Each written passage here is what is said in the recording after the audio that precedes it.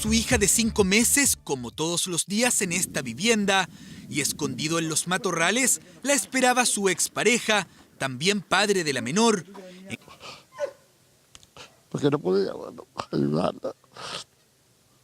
Una niña que haya logrado salir ya del impacto que tenía, estaba trabajando, le cuidamos la guaguita nosotros. Crimen ocurrido en el sector de los Copihue 2, en la comuna de El Quisco. Mientras la joven haitiana se desangraba en la vía pública, el victimario intentó huir e ingirió ácido muriático con la intención de quitarse la vida. Fue detenido y permanece grave. La alerta de Carabineros, la ambulancia, y son ambos trasladados hasta el hospital local, donde posteriormente, en horas de la tarde, lamentablemente la víctima falleció, mientras que el imputado permanece internado en estado grave.